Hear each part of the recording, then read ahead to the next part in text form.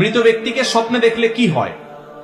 মৃত ব্যক্তিকে আপনি যদি স্বপ্নে দেখেন তাহলে সেক্ষেত্রে দুইটা অবস্থার কোন একটা হবে।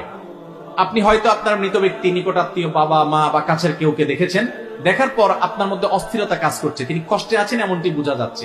ধরুন তিনি খুব ক্ষীণকায়, খুব চিকনা, ক্ষুধার্ত, কষ্ট পাচ্ছেন, আপনার কাছে কিছু চাচ্ছেন বা এমন কিছু যেটা দেখে আপনার মানসিক অস্থিরতা বেড়ে গেছে, আপনি মনে করছেন তিনি বোধহয় কষ্টে আছেন।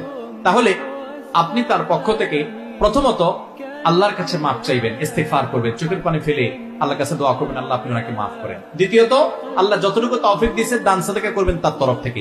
মৃত ব্যক্তির জন্য আরো যা যা করা যায়, উমরা করা, হজ করা, দান দক্ষিণা করা, যতটুকু তৌফিকে আছে ততটুকু তার পক্ষ থেকে করবেন। সবচেয়ে বেশি করবেন দোয়া। আর যদি তাকে স্বপ্ন দেখার পর আপনার মধ্যে এরকম কোনো ফিলিংস না হয়, বরং মনে হচ্ছে না তিনি ভালো আছেন, হাসি খুশি এরকম কিছু, তাহলে আল্লাহর কাছে শুকর আদায় করবেন, সুধারণা করবেন হয়তো তিনি ভালো আছেন। কিন্তু খবরদার, আপনার স্বপ্ন কখনো ইসলামের দলিল না। আপনি স্বপ্নে কাউকে দেখলেন যে হ্যাঁ সে এরকম কোন পরিস্থিতি আছে, বোধহয় সে আযাবের মধ্যে আছে, এটা দিয়ে আপনি ফতোয়া দিয়ে দিলেন যে লোকটা জাহান্নামে আছে, এরকম করার কোনো সুযোগ।